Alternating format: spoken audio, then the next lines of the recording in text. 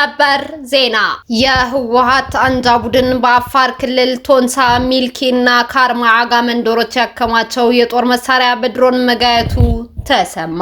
ህወሓት ጥቅምት 25 2018 ዓ.ም ወደ አፋር ክልል ከባባድ የጦር መሳሪያዎችን በማስጠጋት ጥቅምት 26 2018 ዓ.ም በአፋር ክልል በመግባት በይፋ ጦርነት መክፈቱንና 6 የአፋር ክልል መንደሮች መቆጣጠሩን ይታወሳል።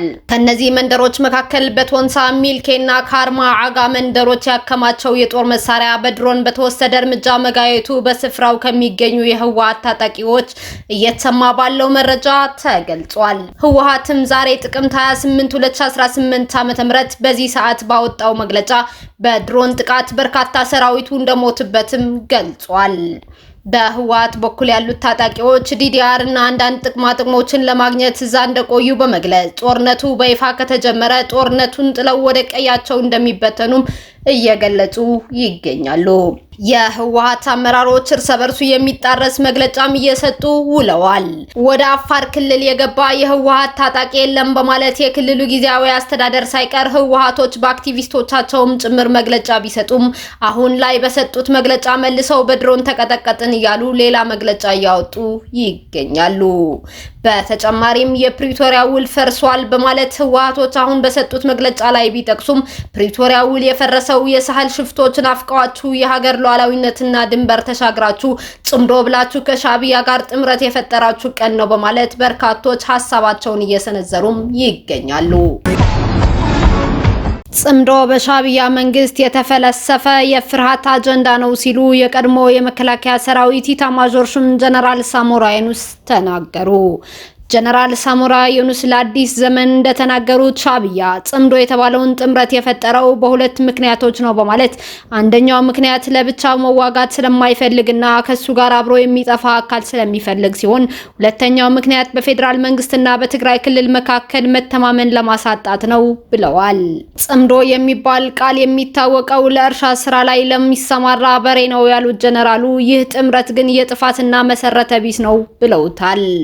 ሻዕቢያ ለትግራይ ህዝብ ተቆርቋሪና ከትግራይ ጋር ሰላማዊ ግንኙነት ቢፈልግ በኢሮብ በዛላምበሳና በሌሎች በትግራይ ያሉ ቦታዎች በግዳጅ የወረረውን መሬት ለቆ መውጣቱ ይችል እንደነበርም ገልጸዋል። ጀነራል ሳሞራ የጽምዶው ግንኙነት ዓላማ በፌዴራል መንግስትና በትግራይ ክልል መካከል አለመተማመን መፍጠር ነው ያሉት የቀድሞ ኢታማዦር ሹም የሻዕቢያ መንግስት የትግራይን ህዝብ ከመጉዳት በስተቀር ወዶት አያውቁምም ብለዋል። ጀነራል ሳሞራ የሻዕቢያ መንግስት በአሁኑ ጊዜ በትግራይ ክልል ካሉ አንዳንድ ፖለቲከኞችና ጀነራሎች ጋር እየተገናኘ ያለው የጥፋት ዓላማውን ለማሳካት እንጂ የኤርትራና የትግራይ ህዝቦችን አንድ ለማድረግ አይደለም ሲሉም አክለዋል።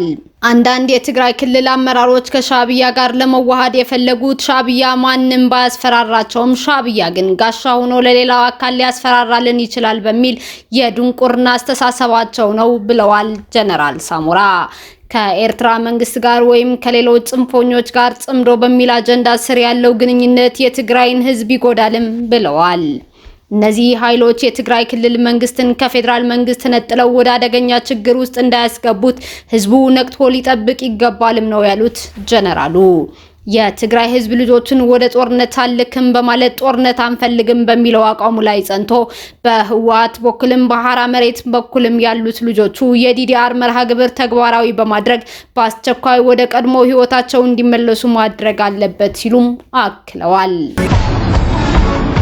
ኢትዮጵያ በዩኔስኮ የስራ አስፈጻሚ ቦርድ አባል ሀገር ሆና ተመረጠች።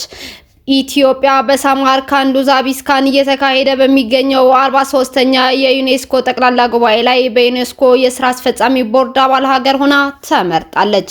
በጠቅላላ ጉባኤው ማብቂያ ክፍት የሚሆኑትን የስራ አስፈጻሚ ቦርድ አባላት መደብ የሚሞሉና እስከ 45ኛው የስራ ዘመን መጨረሻ ድረስ የሚያገለግሉ አባል ሀገራትን ጉባኤው እንደ አውሮፓውያን አቆጣጠር ዛሬ ሐምሌ 7 ቀን 2025 ባካሄደው ስብሰባ መርጧል። የስራ አስፈጻሚ ቦርዱ ከጠቅላላ ጉባኤውና ሴክሬታሪያት በተጨማሪ በዩኔስኮ ከ3 መሰረታዊ አካላት አንዱ ሲሆን በጠቅላላ ጉባኤው ይመረጣል። በጠቅላላ ጉባኤው ስልጣን ስር የሚሰራው ይህ ቦርድ ለተቋሙ የስራ መርህ ግብርና በዋና ዳይሬክተር የቀረበለትን ተጓዳኝ የበጀት ግምት በመመርመር ከውሳኔዎች ጋር ለጠቅላላ ጉባኤ ያቀርባል። ኢትዮጵያ በቦርድ አባልነት መመረጧ እንደ ሀገር ብሎም እንደ አህጉር የሀገሪቱና የመላው አፍሪካን ብሔራዊ ጥቅም ለማስጠበቅና ከዩኔስኮ ዓላማና ተልዕኮ አንጻር በባለ ብዙ መድረኮች ድምጿን ለማሰማት መልካም አጋጣሚን ይፈጥራል። ቦርዱ እያንዳንዳቸው የ4 ዓመት የሥራ ዘመን ያላቸው 58 አባል ሀገራትን ያቀፈ ነው። ኢትዮጵያም እስከ እንደ አውሮፓውያን አቆጣጠር 2029 በቦርድ አባልነቷ ከሌሎች ሀገራት ጋር በቅንጅትና በአብሮነት ለጋራ ውጤት የምትሰራ መሆኑን በፈረንሳይ የኢትዮጵያ ኤምባሲ አስታውቋል። በናይጄሪያ የአየር ጥቃቶችን መፈጸም ከጨዋታ ውጪ አይደለም ሲሉ ትራምፕ ዛቱ። ሩሲያ በበኩሏ ዓለም አቀፍ ሕግ እንዲከበር አሳስባለች።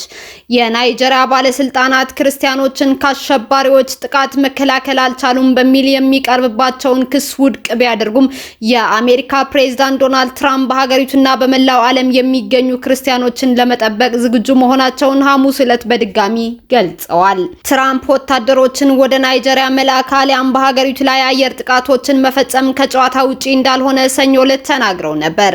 የአሜሪካ አስተዳደር በናይጄሪያ የተነጣጠሩ የድሮን ጥቃቶች የማካሄድና ለምዕራብ አፍሪካዊቱ ሀገር የሚሰጠውን እርዳታ የማገድ እቅዱን እያጤነ እንደሆነም ቀደም ሲል የመገናኛ ብዙሃን ዘገባዎች አመላክተዋል። የፔንታጎን ኃላፊ ፒት ሄግሴዝ ፕሬዝዳንት ትራምፕ የሰጡትን ትዕዛዝ ተከትሎ የጦር ሚኒስቴሩ ናይጄሪያ ውስጥ በሚገኙ እስላማዊ ታጣቂዎች ላይ እርምጃ ለመውሰድ እየተዘጋጀ መሆኑን ትናንትና ገልጸዋል። ሩሲያ በበኩሏ የአሜሪካና ናይጄሪያን ግንኙነት እየተከታተለች መሆኗን ገልጻ ዓለም አቀፍ ሕግ እንዲከበርም አሳስባለች። የአሜሪካ ከፍተኛ ባለስልጣን ደቡብ ኮሪያን መጎብኘታቸውን ተከትሎ ሰሜን ኮሪያ ባላስቲክ ሚሳኤል ተኮሰች። ሰሜን ኮሪያ ቢያንስ አንድ የባላስቲክ ሚሳኤል ወደ ምስራቃዊ ውሃማ ክፍል መተኮሷ ተሰምቷል። የዩናይትድ ስቴትስ የመከላከያ ሚኒስተር ፔት ሄግሴት ለዓመታዊ የጸጥታ ውይይት ደቡብ ኮሪያን ከጎበኙ ከጥቂት ቀናት በኋላ ሰሜን ኮሪያ እርምጃውን መውሰዷን የደቡብ ኮሪያ ጦር አስታውቋል። የደቡብ ኮሪያ የጋራ የጦር አዛዦች ዛሬ አርብ ሙከራው መፈጸሙን አረጋግጧል። የአጭር ርቀት ሚሳኤል 700 ኪሎ ሜትር ያህል ተጉዞ ወደ ምስራቅ ባህር ወይም የጃፓን ባህር ተብሎ በሚጠራው ስፍራ ላይ ወድቋል። የጃፓን መንግስት በተጨማሪም ሰሜን ኮሪያ ሚሳኤል ማስወንጨፏን ገልጾ ከጃፓን ብቸኛ የኢኮኖሚ ቀጠና ውጭ በውሃማ ስፍራ ውስጥ ወድቆ ሊሆን እንደሚችልም አስታውቋል። ፒዮንግያንግ በቅርብ ጊዜ ውስጥ ተመሳሳይን ሙከራ እያደረገች ሲሆን ከ4 ቀናት በፊት ሙከራ ማድረጓ ይታወሳል። የአሜሪካው ፕሬዝዳንት ዶናልድ ትራምፕ ለደቡብ ኮሪያ በኒውክሌር ኃይል የሚንቀሳቀስ የባህር ሰርጓጅ መርከብ እንድትገነባ ፍቃድ ከሰጡ ከአንድ ሳምንት በኋላ ሰሜን ኮሪያ ጸብጫሪ ድርጊቶችን ቀጥላለች። ደቡብ ኮሪያ ከኒውክሌር ኃይል የሚንቀሳቀስ ባህር ሰርጓጅ የጦር መርከቦችን እንድትጠቀም ከዋሽንግተን ይሁንታ ማግኘቷ የባህር ኃይልና የመከላከል አቅሟን በእጅጉ እንደሚያሳድግ ባለሙያዎች ይናገራሉ። ደቡብ ኮሪያ በሀገር ውስጥ ለመስራት ላቀደችው በኒውክሌር ኃይል ለሚሰራው የባህር ሰርጓጅ የጦር መርከብ ለመገንባት ከአሜሪካ የበለጸገ ዩራኒየም የማግኘት ትፈልጋለች ሲሉም የደቡብ ኮሪያ የፕሬዝዳንት ጽህፈት ቤት ባለስልጣን በዛሬው ዕለት ተናግረዋል። ቱርኪ የተባበሩት መንግስታት ድርጅት በሶሪያ ፕሬዝዳንት ላይ የተጣለው ማዕቀብ ለማንሳት የወሰደውን እርምጃ አወደሰች። ቱርኪ በዛሬው ዕለት የተባበሩት መንግስታት ድርጅት የጸጥታው ምክር ቤት የሶሪያው ፕሬዝዳንት አህመድ ሻራና የሀገር ውስጥ ጉዳይ ሚኒስተር ኢኔስ ሃታብን ከማዕቀቡ ዝርዝር ውስጥ ለመሰረዝ ያሳለፈውን ውሳኔ በደስታ ተቀብላለች። የተባበሩት መንግስታት የጸጥታው ምክር ቤት ውሳኔ ቁጥር 2799/2025 የሶሪያው ፕሬዝዳንት አህመድ ሻራና የሀገር ውስጥ ጉዳይ ሚኒስተር ኢኔስ ሃታብን ከሚመለከታቸው የማዕቀብ ዝርዝር ውስጥ የሚያስወግድ ውሳኔ ማሳለፉን በደስታ እንቀበላለን ሲሉ የውጭ ጉዳይ ሚኒስተር ቃል አቀባይ ኦንኩኬ ሲሌ በሰጡት መግለጫ ተናግረዋል። በአሁኑ የሶሪያ አስተዳደርና ህዝቦች ላይ ያለፈውን ጊዜ አሉታዊ ቅርስ ለማስተካከል የታለሙ ይህንንና መሰል እርምጃዎች መደገፍ እንቀጥላለን። በዚህ ሁኔታ ማዕቀቦችን ሙሉ በሙሉ በማንሳት ሶሪያ ከዓለም አቀፉ ማህበረሰብ ጋር እንድትቀላቀል ማመቻቸትና በሀገሪቱ ውስጥ ዘላቂ መረጋጋትና ልማትን ማረጋገጥ ያስፈልጋል ብለዋል። ሐሙስ ዕለት የተባበሩት መንግስታት የጸጥታው ምክር ቤት የሶሪያውን ፕሬዝዳንት አህመድ ሻልሻራና የሀገር ውስጥ ጉዳይ ሚኒስተር አናስ ካታብን ከማዕቀቡ ዝርዝር ውስጥ ለማስወገድ ረቂቅ ረቂቅ የውሳኔ ሀሳብ አጽድቋል። አሜሪካ ያቀረበችውን የውሳኔ ሀሳብ 14 የድጋፍ ድምጽ ያገኘ ሲሆን ቻይና ድምጸ ተአቅቦ አድርጋለች። እስካሁን አብራችሁን ከኛ ጋር ስለነበራችሁ እያመሰገንኩኝ በሌሎች መረጃዎች እስክንመለስ እንደተለመደው የሶሎዳ ሚዲያ ቤተሰብ በመሆን ላይክ፣ ሼር፣ ሰብስክራይብ ማድረጋችሁን አትርሱ። አዳዲስ ትኩስና ወቅታዊ መረጃዎቻችን በቶሎ እንዲደርሷችሁ የደወል ምልክቷን ይጫኑ። ስኬት፣ ድልና ሰላም ለኢትዮጵያውያን። ሶሎዳ ሚዲያ